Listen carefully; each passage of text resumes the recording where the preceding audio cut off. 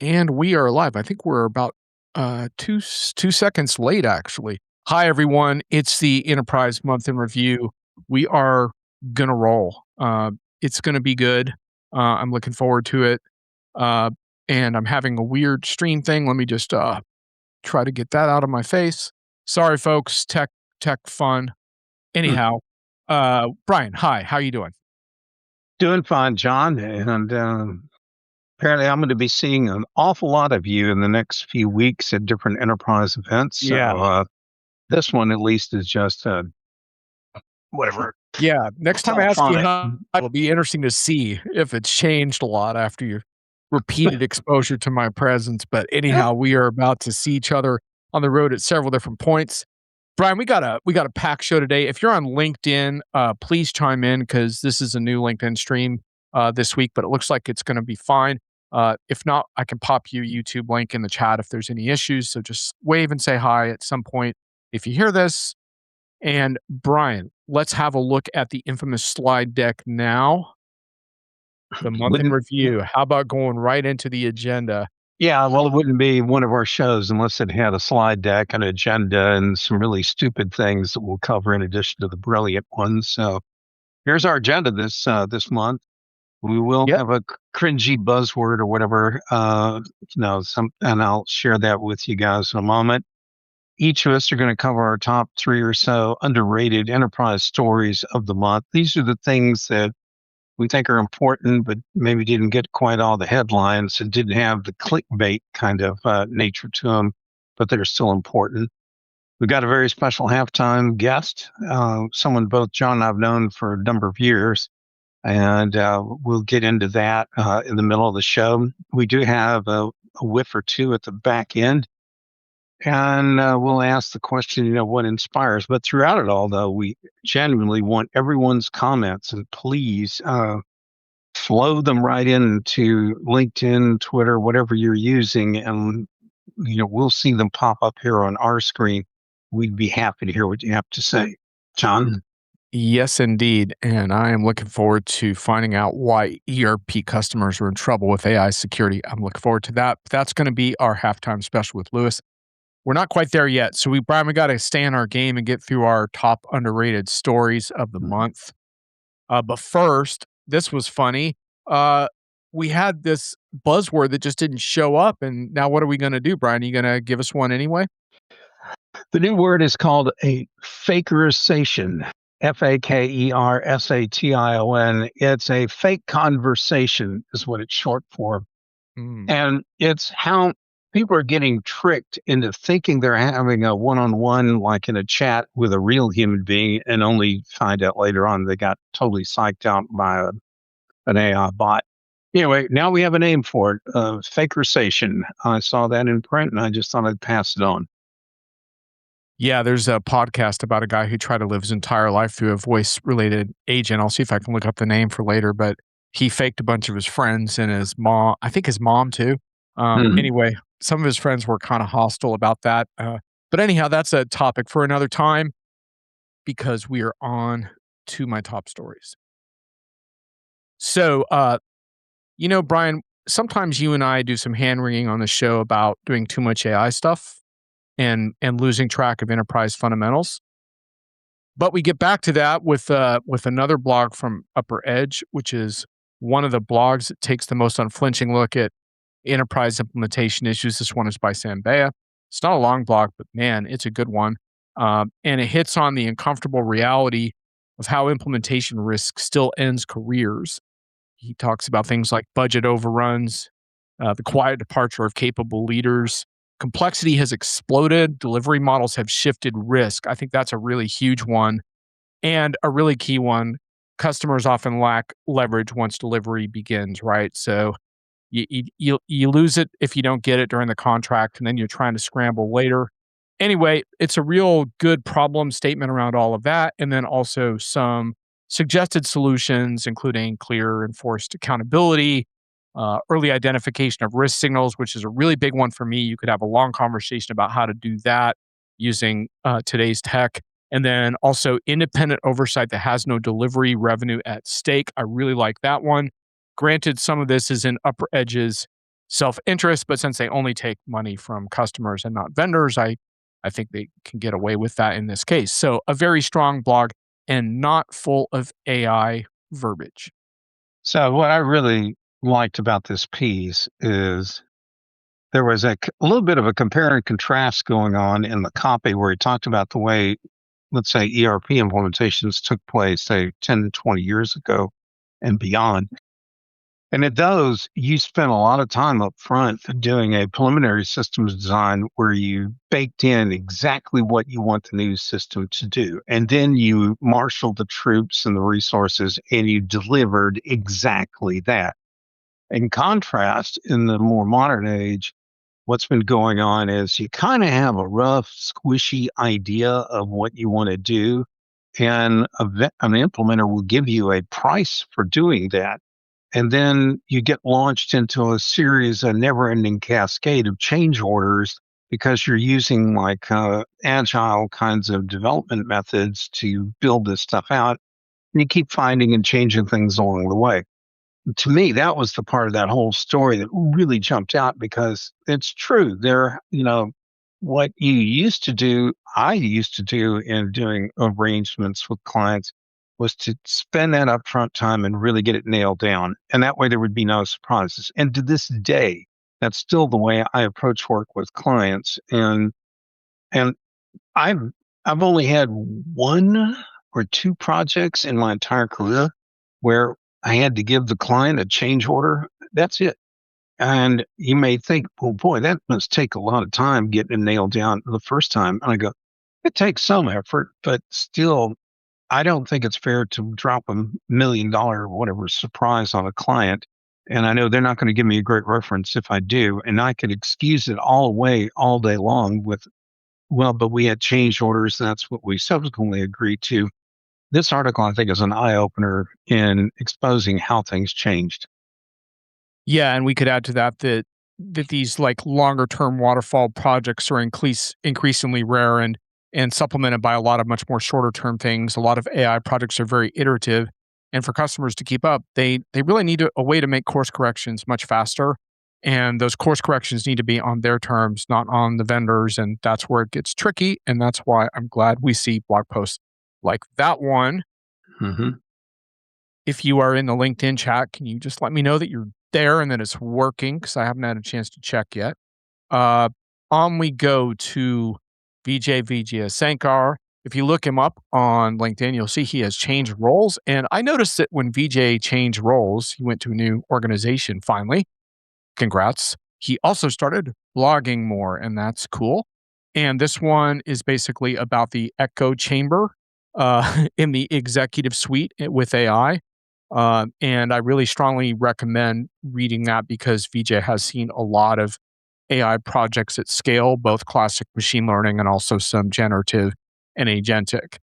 Anyway, there's some really good stuff here on the contrast between hierarchies and flatter organizations.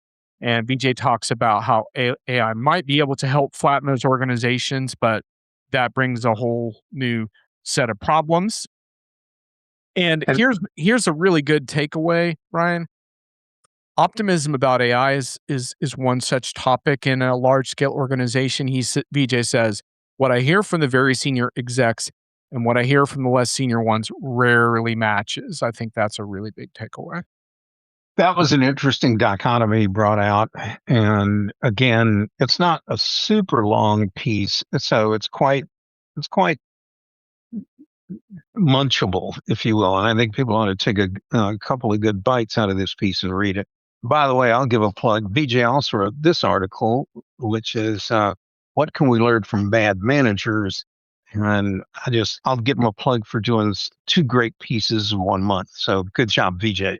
Yeah, VJ, you hit on Brian's bad manager topic, and probably by the end of the show, Brian's going to have a vintage rant on that topic, I would expect. But none of us has blown a gasket yet, Brian, and we're 9 minutes in. Okay. This is really strange. Okay, next up, I have this one more. Oh yeah, welcome LinkedIn user. I'm not sure which LinkedIn user you are.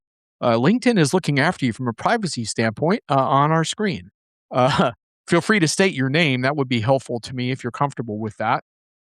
So this final one is a pretty notable study that came out across a number of different AI vendors on AI's so-called memorization crisis. This article was in the Atlantic writing about the study, and the gist of it is something that a lot of AI critics have been arguing for some time, which is that large language models are you can find ways of surfacing, despite guardrails, pretty large verbatim sections of copyrighted material of various kinds, and this has pretty big implications for a lot of the pending copyright lawsuits going on at the moment, and some that haven't yet been resolved.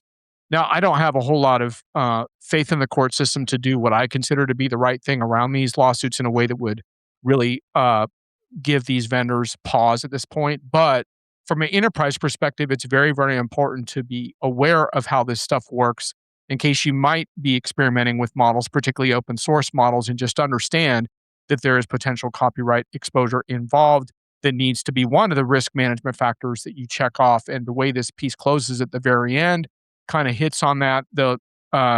Or let's see if I can see it before it fades out because I think it took away my view. But basically, the reproduction of long excerpts of text creates a model that raises flags for anyone who's counting on being covered from a copyright angle, because a lot of fair use arguments require you to prove that you've transformed the content in some way, not putting it out verbatim. So just a heads up, it's a story to track and follow. And we have some new people in the chat, so let's just say, oh, missed you there.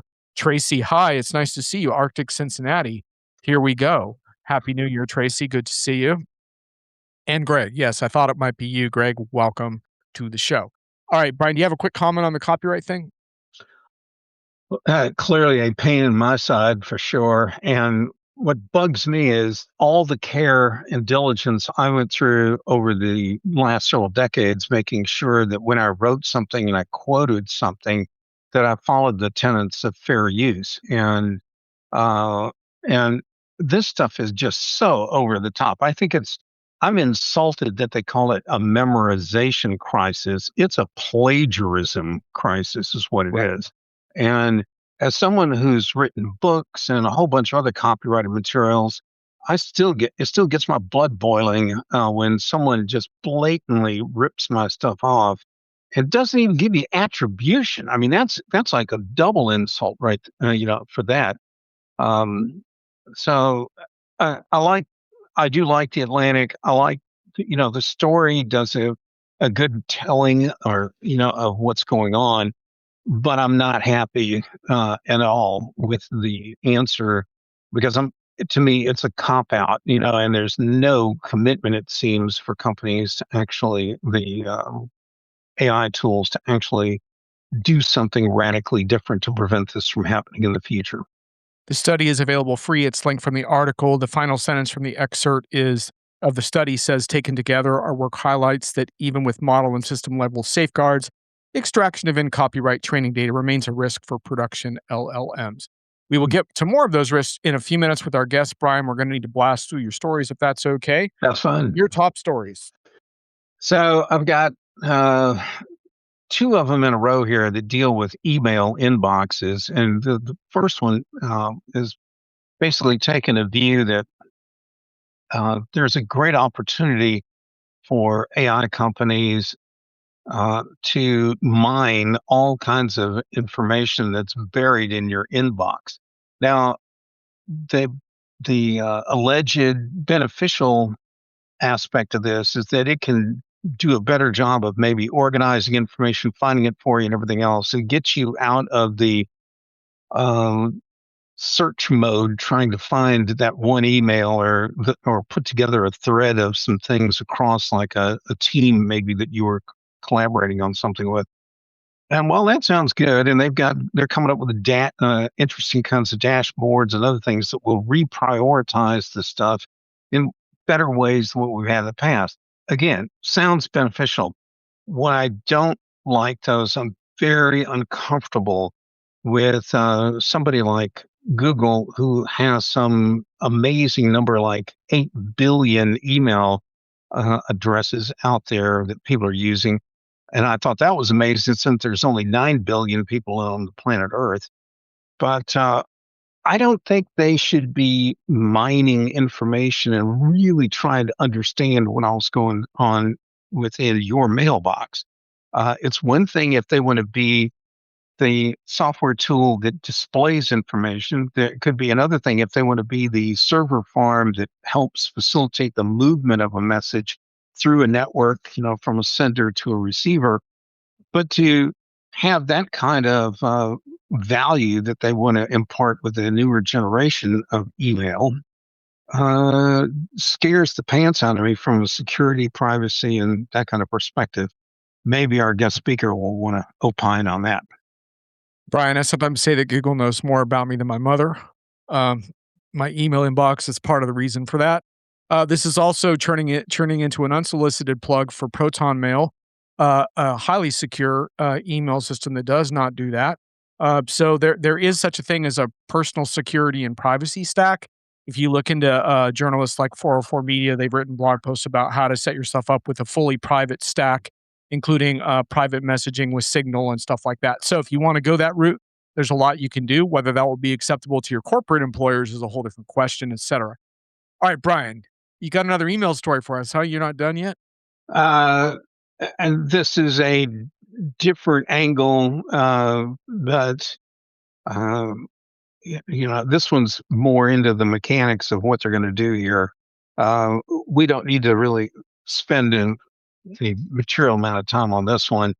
But again, I think what bothers me on this one, the reason I added it is we're getting a lot of press coming up on this. We're getting people building a market for a more enhanced kind of email capability. And that makes me think that a lot of less sophisticated, less savvy people are going to just go ahead and accept these new capabilities and surrender all kinds of personal rights and privacy that they may not really want to, particularly if they really knew what the issues were. So I'm a big time believer with a lot of technologies that they just because a new technology can do something doesn't necessarily mean it should. And the same thing for people when it comes to adopting new technology. That's it. I'm opting out of that shit. I can tell you that right now. Greg says if I pay for Google for email, I expect some privacy for sure. Sorry, Greg, that's not how it works. Uh, I wish it did. Basically, I would encourage you to shop around if prior privacy is a top concern for you. Okay, Brian, your last story, and then we got to get our guest in here. Yeah, I don't have a whole lot of data on this one, but Mr. Lusher, who used to be, I believe, with Gartner years Oh yeah, ago, Carter Lusher. Yeah, he issued this. Yep. he's got a report out that came out yesterday that talked about additional Gartner layoffs. And you can read the paragraph here. It looks like one of the areas they're targeting is when they talk CEB, that's the Corporate Executive Board. Those are the folks who wrote probably one of the better books ever on technology sales. It was called The Challenger Sale, and they had an almost as Yep. equally successful book right behind it. Those two to me are still incredible benchmarks of sales, and they were so well researched. They're to me like the some of the better standards for what a great business book ought to be like. So if they're gutting CEB and or some other kind of analysts and stuff, it tells me there are issues. Either AI is making a dent into their consulting business, which is a little bit different from the research and advisory side. But things are happening over there, and if it happens to Gartner, we're probably going to see that leaking over to Forrester and other groups as well. So it's something to watch. One of my feelings there was one of the notes was like, look out for the talent being hired by smaller firms. And I would say yes and no. I'm not sure that all of that is true talent. I don't like anyone to lose their jobs. But, one of the reasons why analyst firms are getting disrupted right now is they didn't self disrupt nearly enough in earlier years, in my opinion. But that's a longer conversation. Tracy says, "Are those changes just for personal Gmail? We have Google Workspace." Tracy, your Google tech support specialist is currently hosting a show. so I won't be able to research that for you. But if anyone does know the answer, let me know. Otherwise, I will have to get back with you on that question. Generally, Google makes those changes across the board, but sometimes it gives a little more granular control to its paying customers, as alluded to by Greg. Brian, I think you have an infamous slide for Lewis, though. Unfortunately, I don't think you did the usual social media scrub for Lewis's most embarrassing picture. Oh, wait, you have one more story. Sorry. I threw a fourth one in there. I really recommend if you care anything at all about HR or recruiting, you got to read this post on LinkedIn that Bill Beeman did. It's long, but he just categorically rips HR software a new one over the failing to understand how citizen AI tools, for one, are going to adversely impact HR and a whole bunch of other themes. I know I've probably talked on all of these points at some point in time, and he just put it together in one. I don't want to call it a rant or a screed. It's a eye-opening expose on what's wrong today with this technology because of the stimulus of AI in the space. Anyway, there's the link underneath this picture. It's one to read. Yeah, it was a good piece. I really liked it. At the end, I thought there was some agentic AI hype balloons thrown up in the air that I wasn't crazy about, but that's a whole nother thing. Anyway, So, we gotta get ready for Lewis here because yeah, we're behind, Brian. so Lewis, apologies. I found this picture from when you had John and I and PJ and others out at Fenway Park in Yep. Boston, and I in May 2018, if Yep. my picture dating was correct. True. You haven't changed looks wise. Still, you still got the same hair, and for that alone, I'm envious. Same color too, I and have an amazing wingman. I'm just kidding. I owe it to my Greek mom. My Greek mom had very thick black hair, and I inherited those genes. So I lucked out. In on the gene lottery, I won on hair. well, Meanwhile, I'm in the middle of the picture, and right. Yeah. I am 3 times more gray. My hair is 10 times more long, and I'm on the plus side, I'm about 40 pounds lighter. So that's the deal there. But I have great memories of that event. I went into Steve Bazat's office. I was up in Paso Robles because I live in Orange, and I spent about a month up there when I first joined the company. I said, "Steve, let's have our endless briefing at Fenway because everything's so boring to go into a hotel and some nondescript hotel, and we're IQMS, and we couldn't afford like a 5-star hotel. We couldn't throw it like in some Four Seasons down there." And he goes, "Yeah, I like it. It was the middle of summer. They were playing the Blue Jays. Great inner rivalry.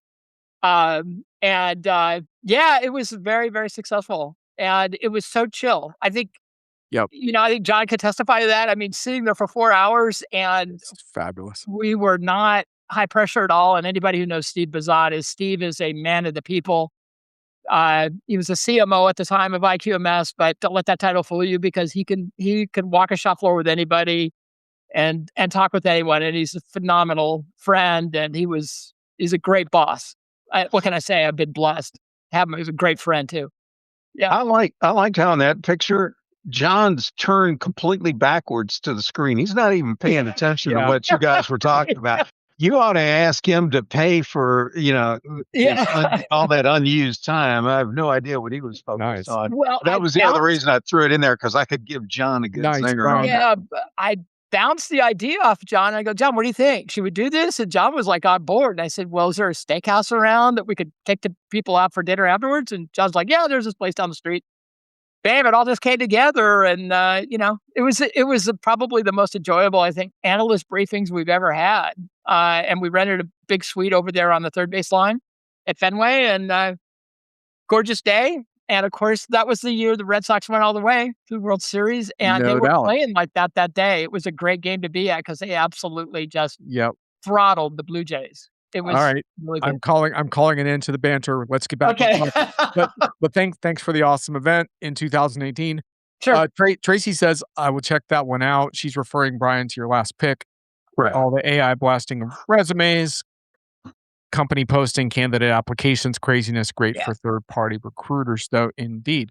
Lewis, Yeah. before we get into your stuff, do you have a comment from what you had to endure backstage there? Anything interesting jump out for you? Well, just a shout out to the Cincinnatian on the call. I worked at Syncom for a number of years after I left AMR, and prior to coming to Ah. IQMS, and there'll be a quiz at the end of this. And if you get a perfect score, I will send you a gift card to Skyline Chili because I Oh. love Skyline Chili. I Tracy, miss you hear Skyline that? Oh. Chili. Oh. Right down the street from Syncom. I used to go there for lunch and dinner all the time. Lewis, hook Tracy up with some Skyline chili. Yeah, that's right. Yeah, Perfect Tracy's score, super cool. Skyline That'd be Chili great. on Lewis. That's right. Yeah. Nice. Love we, it. we just lost all the Texans on the call. All right. Happened. So, we actually do have a real bio here. Oh, Nice. God. Yeah. Brian, you want to do the honors? Well, I was just going to say, Lewis had a very interesting and colorful career. He spent a long time with a bunch of universities, good ones at that. And I think you at some point you did some time with Plex, not just IQMS, and you were with one of the big analyst firms. Right. You've got the chops for today's conversation, and I think you only have one photo because I keep finding the same picture of you everywhere on the internet. Anyway, enough of that. It's hard to Yeah. it's hard to get Lewis in trouble socially because his headshot's just the same everywhere. So That was a Syncom headshot right there. That was taken right Yeah. down there on 55 Merchant, Syncom. Yep. so So just real quick, I want to just explain one thing to our audience, which is you may be wondering how you get on our show. And the answer is not that you're friends with us. The answer is that you put out stuff that is really worthwhile and important to amplify. And Lewis, frankly, has been killing it over on VentureBeat, pertaining mostly to enterprise security related topics, though Lewis, as we've alluded to, has very deep background in things like manufacturing ERP. And it's the connections between the two that really interest me the most. So, Lewis, before this event, you said to me that ERP customers just aren't ready for the security challenges that AI poses. We're going to get into some of your articles a little bit, but can you just sort of say what prompted you to sort of toss that out to me? yeah, because I work with a lot of single instance ERP companies. I'm currently, in addition to writing for VentureBeat, I work with Dassault, and my job is to work with mid-tier manufacturers who've got IQMS system, now Delmia works, and I go visit them, and it tears your heart out to walk into a single instance ERP company. It's a mom and pop shop, and they've just been hit with ransomware, and to see the place come to a halt, and to meet these folks head on and see what they're going through. And it's no knock on them. It's just that when you get really into the depths of how to make an ERP system run, for example, plastics manufacturing, I spent a lot of time with injection molders.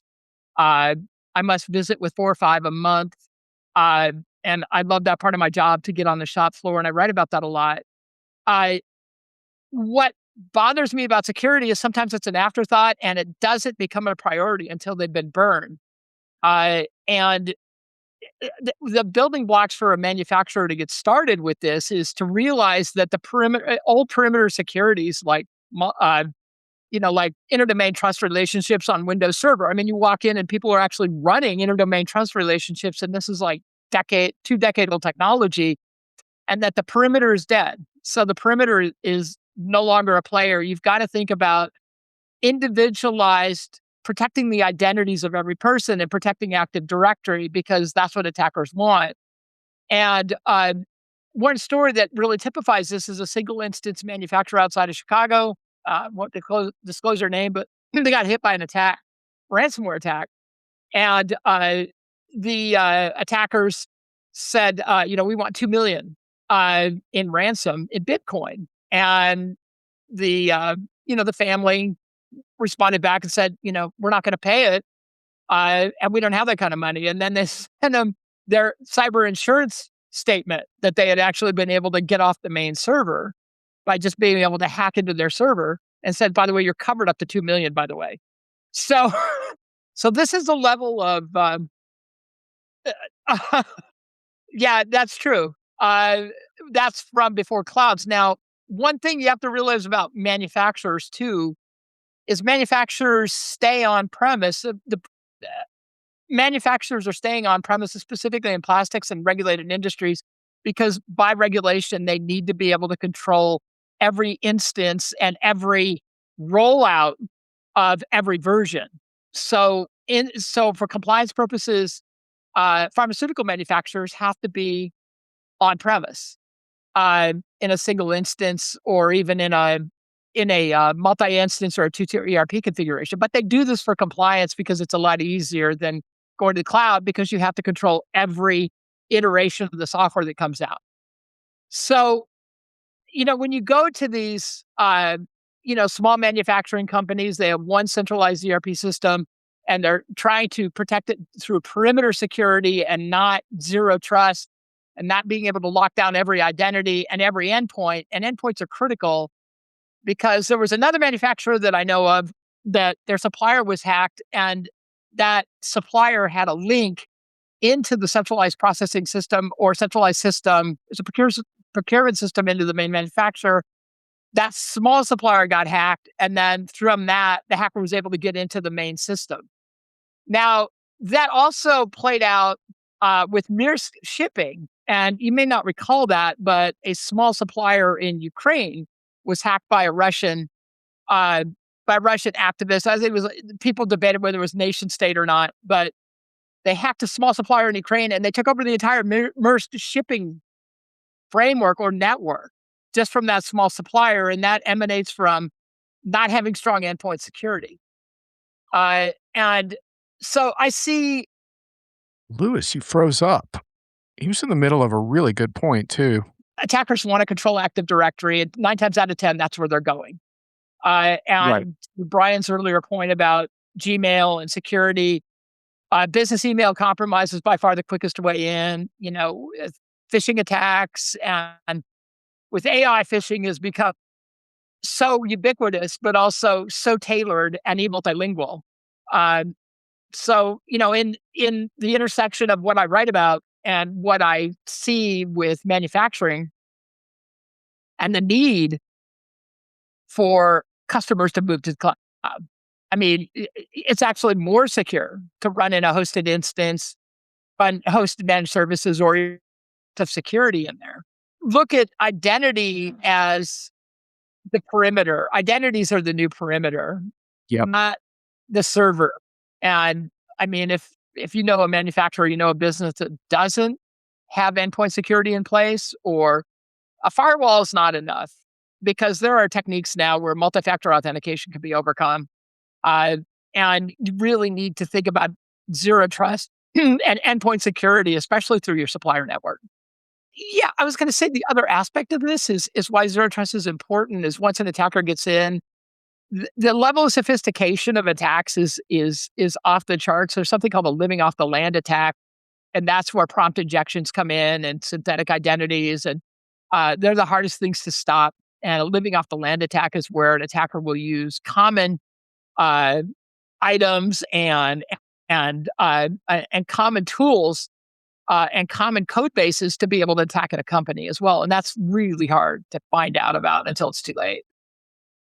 Right. And what you laid out, I think, makes a lot of sense. And your zero trust principles, you've really detailed very well in your blog. And obviously, humans still create a lot of vulnerabilities. I almost blew a gasket on a show earlier today because there was a little too much hyping up of the MCP for my taste, and it was referred to as a secure uh, architecture. And I said, hang on a sec, like that's actually a pretty insecure agentic architecture unless you know what you're doing, which is the case, right, for a lot of these tools.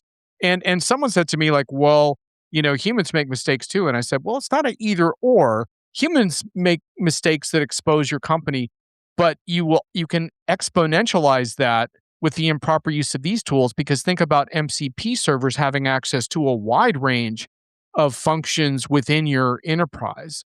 And Lewis, you add to that in a blog post right around the holidays that I think really crystallizes it when you wrote, OpenAI admits prompt injection is here to stay as enterprise lag on defenses. The point being that a very small percentage of companies have acted on these kinds of issues, and it's not going away, right? There's not a simple technical fix to these problems, and so that's a lot for manufacturers to absorb right now. But that's what you're writing about.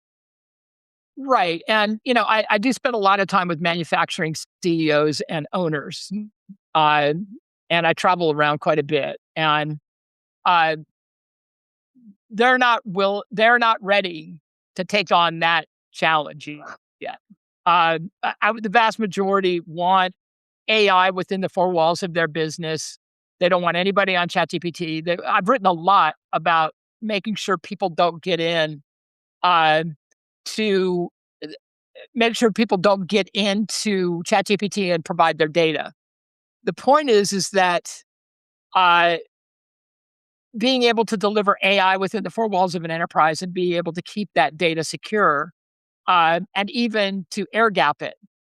And to the comment, yeah, nothing is 100% secure, but a perimeterless business, a business that relies on perimeter, is a sitting duck. Now, IBM surveys have shown that manufacturing is the single most attacked industry. And for good, and there's a lot of reasons for that. It's because security is an afterthought in manufacturing and an ERP system. I write a weekly newsletter internally on security and what's going on the latest in ERP. And I even have my own hype index I publish in my own newsletter around the SO. And, SAP is really taking it on the chin right now with the outstanding CVEs they have. And that's because the North Koreans realized that they could break NetWeaver, and by breaking NetWeaver, they could get into some of the largest manufacturing companies and extract data, shut it down, practice geopolitical, provocative strategies and things like that.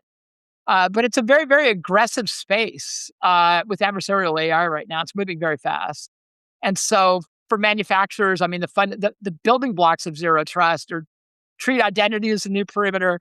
Simple things like if you have logins that you gave to contractors, you wouldn't believe how many companies have logins that are still on Dropbox, Salesforce, Okta, you name it, SAP logins that are a decade old and they're still active for anybody to get on there.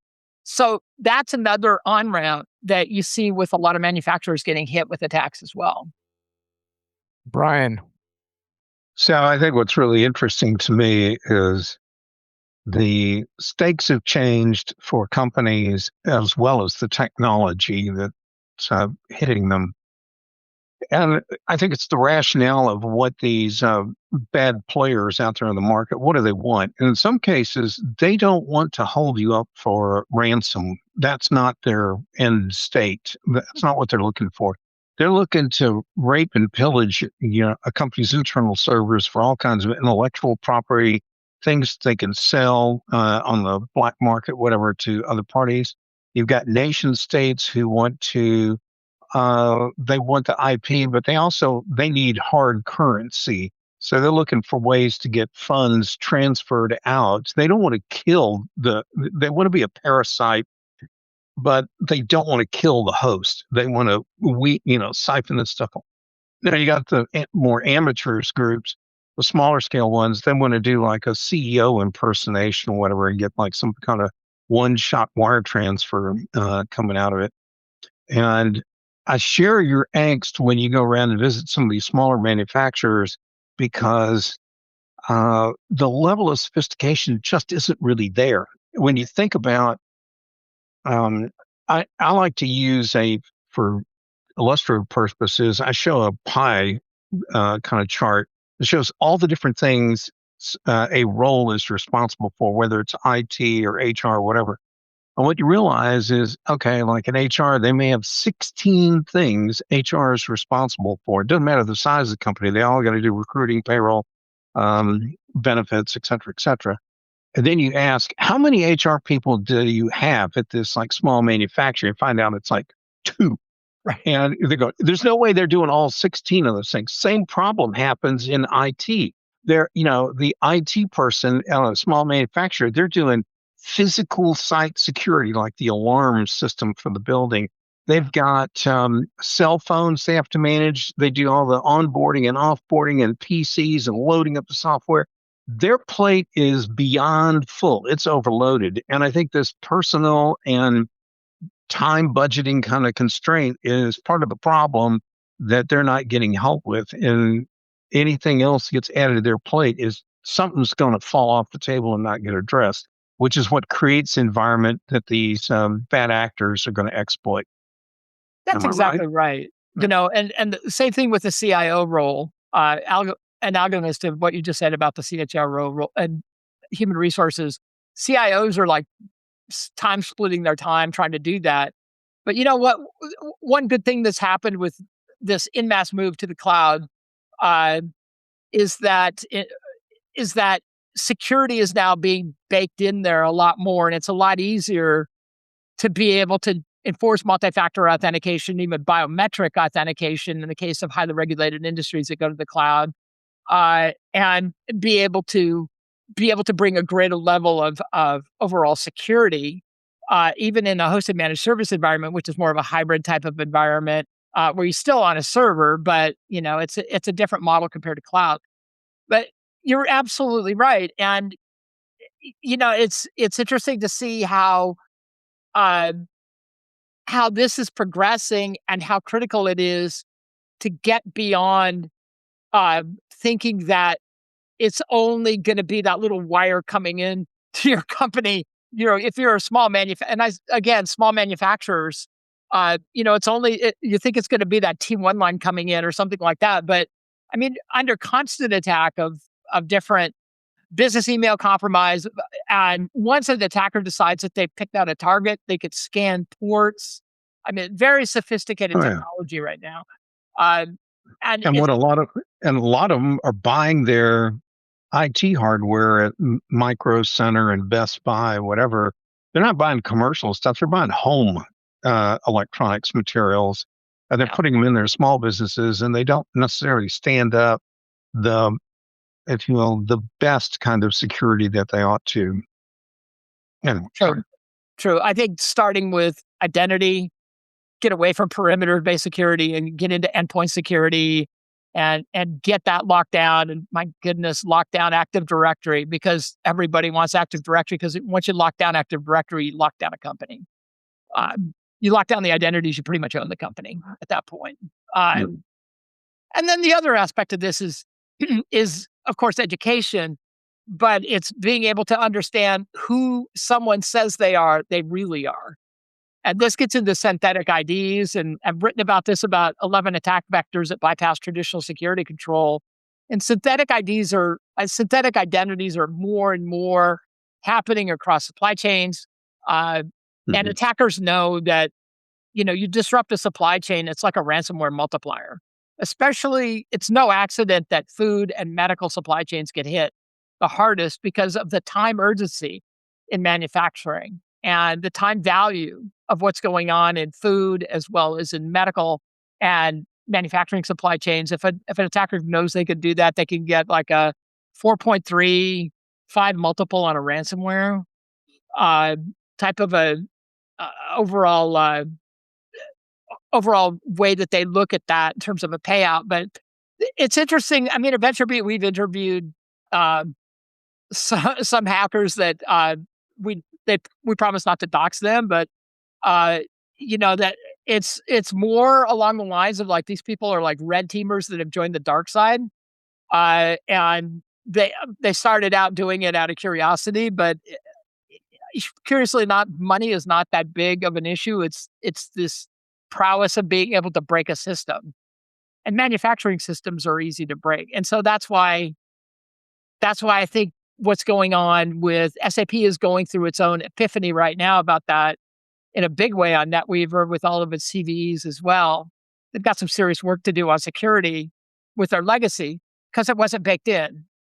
It was almost like it was like their MCP of a decade ago or a generation ago. Right. Hey, Louis, can I ask you something? Because I think this is important to your overall approach when you talk about the zero trust concepts. Isn't one of the precepts of modern security to assume that you are going to get breached, and obviously you want to stop that if you can, but assume that you will, but you want to sort of have containment of that and limited damage through that breach, right? So isn't that a key component of the whole thing, is to make it so that even if you get inside, you can't essentially demolish everything you want and take everything you want? Yeah, anybody interested in that, the NIST standard calls that out. And, the NIST standard, I think it's 812, which is the zero trust NIST standard, says assume you've already been breached. And that brings in segmentation and microsegmentation. And that's where you segment out your network, and and you have segmentation in place. And when CISOs roll out zero trust, they usually start with MFA and identity based security.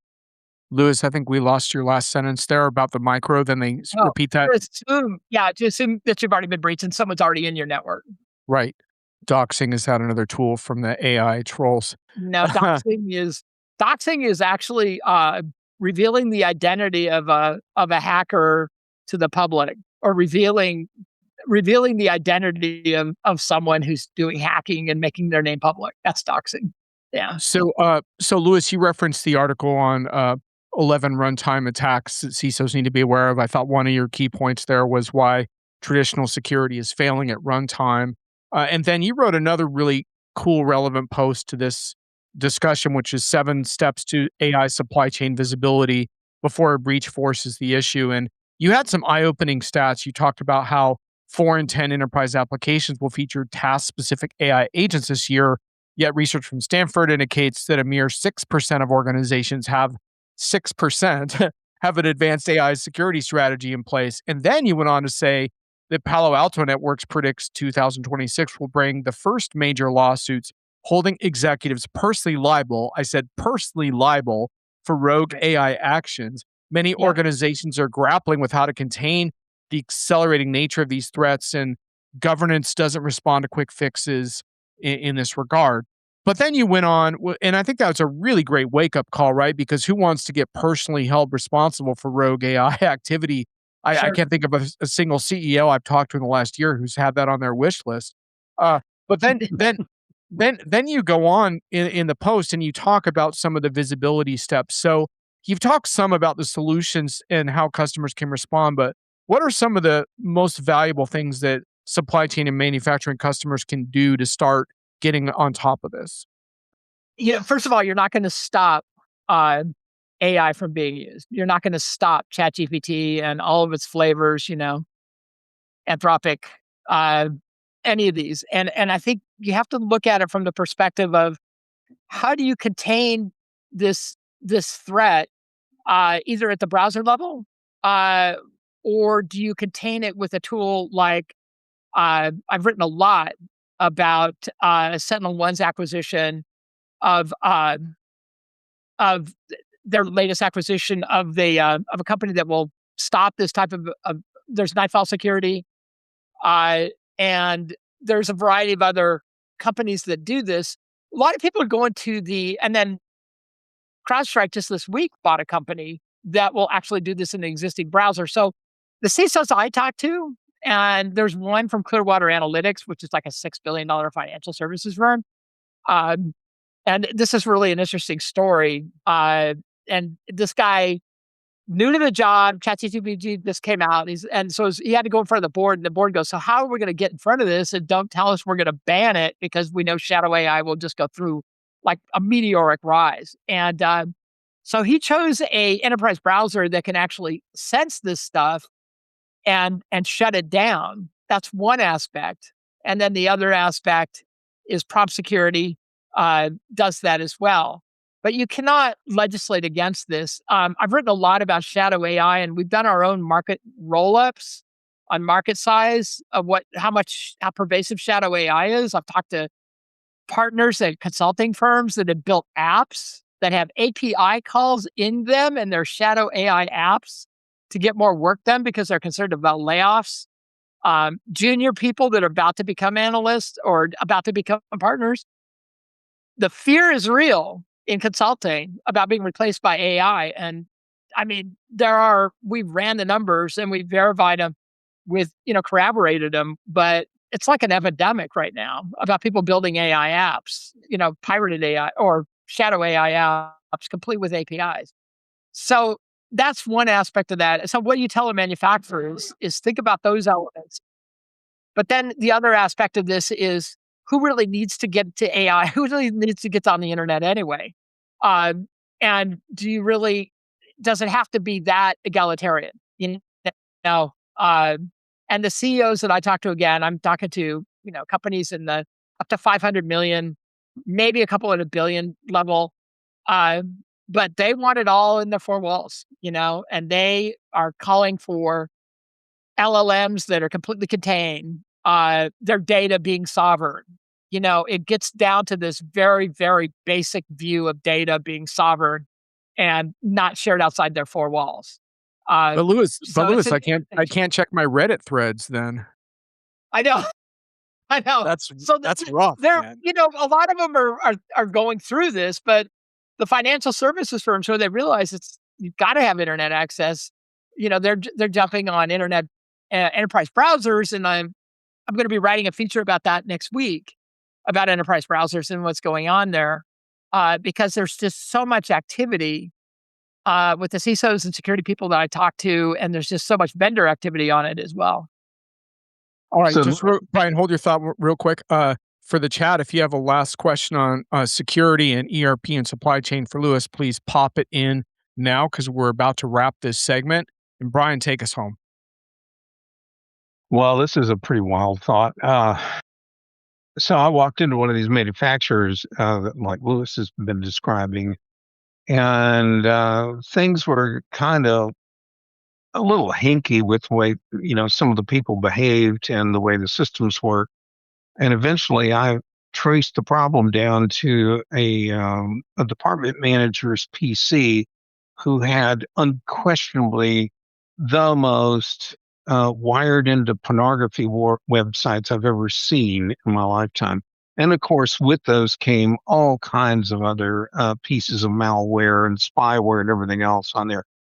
To my astonishment, this guy tried to explain why that shouldn't be a problem and why did I remove it from his machines. And I'm like, you're talking about a gateway into things. And I guess where I'm going with this, Lewis, is Yeah, where are you so, going with this? I'm it's, wondering.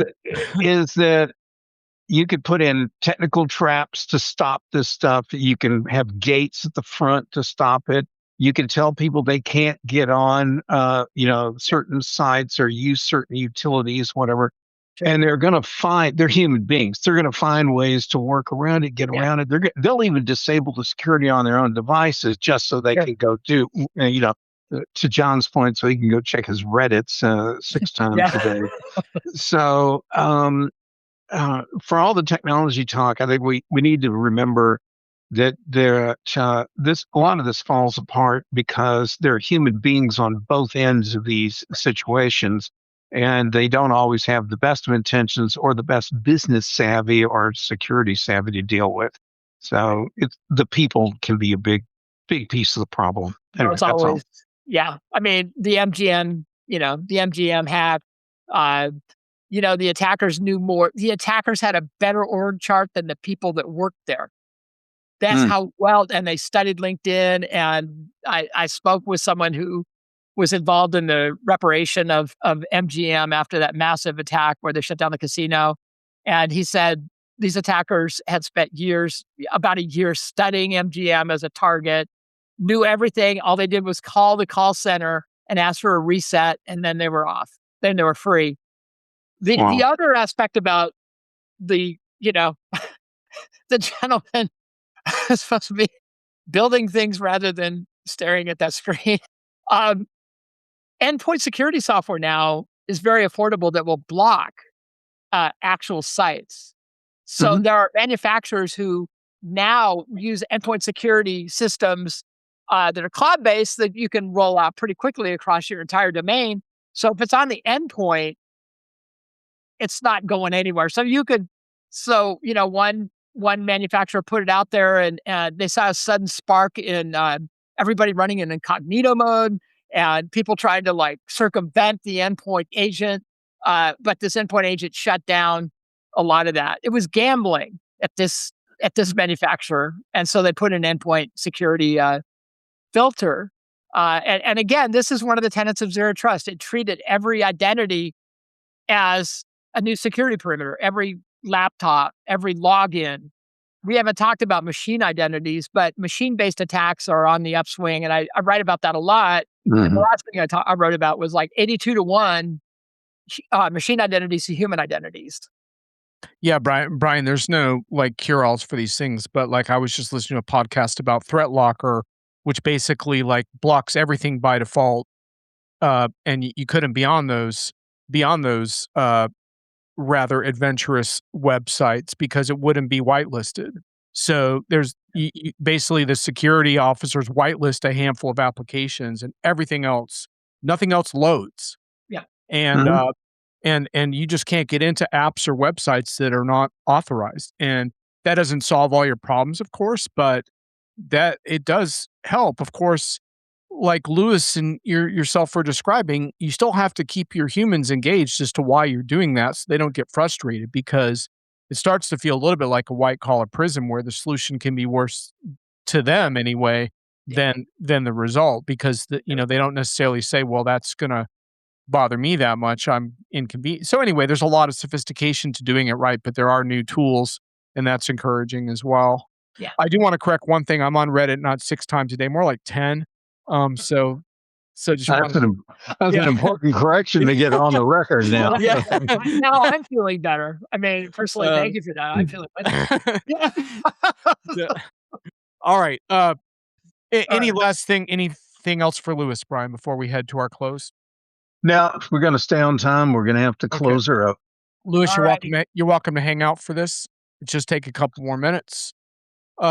We got a whiff for the month. Brian kicked all of mine to the curb in favor of this one. So, Brian, justify your whiff, man. I thought with this whole idea, there was an article about Verizon's screw up this week. And people were posting all kinds of suggestions for Verizon on how to get their network back up. And I thought this one response was, to me, the bust out loud laughing moment where one of the responders to Verizon said, why don't you turn your servers on and off again, as an attempt to fix the issue. And I just died laughing when I read that. Because every customer service call I ever make to some company, that's always the pat answer, is, well, turn the power off, unplug everything, wait a minute or two and plug it back in. Hi, Tammy. Have a great weekend. Thanks for listening in. Thank you for listening. Yeah. Tammy, I hope you're doing great. Tammy's a rock star out there doing community-based ERP work. I had some really good whiffs that Brian tabled, but I do want to mention there's a bunch of good worst in show stuff out there from the CES show, which was pretty much a disaster that would keep Lewis up late at night with all kinds of AI refrigerators, AI companions, AI doorbells, soulmates for your office. I can't think of any attack vectors in any of those areas, Lewis. Yeah, I know. Yeah, I have to tell you, I was in a briefing talking about that. I was in a briefing with a vendor working with the Department of Defense, and I was working on a story about that. And I'm not going to talk about which Department of Defense, but all the higher ups in this one branch of the government was really concerned because they found an endpoint on the scan of all of their IP addresses, and people were freaking out because this is on a ship. And they're like, there's an IP address that's a rogue IP address on this battleship. Let me guess, it was a coffee maker or something. It was an IP. Somebody had put an IP address on a toaster. Yeah, there you go. To know when the toast was done. I kind of knew you were going this way because I had to have my refrigerator repaired about 8 months ago. It had never been worked on. And when this guy pulled this one panel away, I'll be damned, there was a USB jack down there near the floor. And I never knew it was there. And but it's not, thankfully, my refrigerator's not talking to anybody. Lewis, can you imagine if some kind of military ship got commandeered because someone found a vulnerable attack vector in a friggin' smart Toaster. thermos or smart toaster or some crap. And then they Oh just my branched. god. Yeah, and there was no segmentation of the network, so they just found their way up Oh into, my the god. command center. Wow. It was wild. They were Wow. freaking out, but it was a great story that yeah, That was my advice, turn their phone off and back on, but it didn't work. yeah. Yeah, if only. Anyhow, Lewis, you're killing it on this blog. Oh, thank Keep you. it up, man. It's Appreciate it. great stuff. There's not that many people writing as much original enterprise content as you are, so Thank you. keep up I the good do it for work. the manufacturers I visit, my heart goes out to them. I do it for them, I really feel for them. So, Absolutely. yeah. And something that inspires Oh, creates yeah. value. Our final slide featuring Brian's dog. Brian, what inspires or creates value, man? Well, it's going to be this book I'm writing, and I'm not going to say any more about it than that. But that's what's going to really inspire value. It's actually a positive focus kind of book for change. So anyway, we'll see where that takes us. Anyhow, Love to read it. um, Yeah. and the other thing I would add, John, is again back tying to the beginning of our podcast. I can't believe how many vendor events I'm going to be at in the next literally just a few weeks. So I don't know if it's going to inspire me or create a lot of value, all the posts that come out of that, but it should be an interesting time. I feel particularly armed and dangerous when it comes to arguing with vendor executives. So I'm ready. I'm absolutely ready. I've had some recharge time. I'm going to hit it.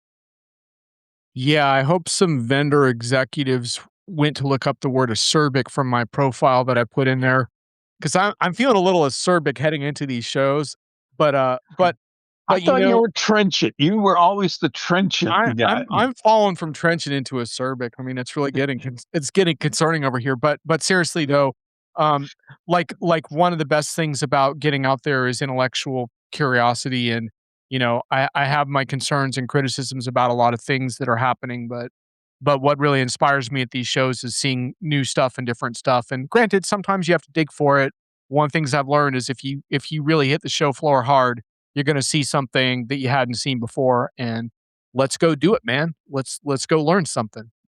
And next time you see us, hopefully we will have learned something. If not, that's an awful lot of wasted travel, Brian. So, Mm-hmm. All right. Lewis With you. Columbus, Lewis, do you want to Thank- share anything that inspires you? You mentioned your manufacturers before. Is there anything else you want to close out on there? I think tracking. I'm a big fan of reading out the system cards every time a new model comes out. Every time, let's say, Anthropic comes out with a new model. Of course, OpenAI is. I read their system cards and I look at what they're doing with red teaming, and I analyze those. And so you'll see me cover those pretty quickly when they come out. And Anthropic has got it going on with red teaming relative to OpenAI. I wrote about that about a month ago. I saw that. And Yeah. yeah, I went into great detail on it because it's fascinating to read those system cards. So I'm kind of geeking out on these models. Like everybody, I'm really fascinated with them, and I'm trying to build more and more agents. I've vibe coded like a product configuration tool at Dassault, and it's completely linked into the security of of the company. And I'm going to do my newsletter.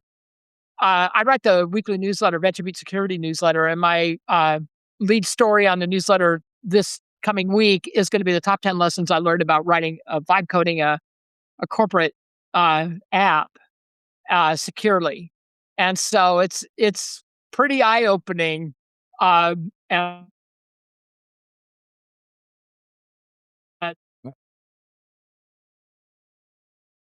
I think we might have lost you one more time there. I think he's been We held out. picking fence to death now. Yeah, I Thank think you. so. Lewis, I hope your vibe coding app never gets hacked, because that would get awkward and you'd have to write an awkward article. But congratulations. Congratulations. Yeah.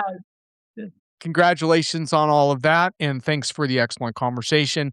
Thank you all for the chat for chiming in, and you will see us again in about a month's time. Catch you later. Thank you. See you, everybody. Thanks. Bye.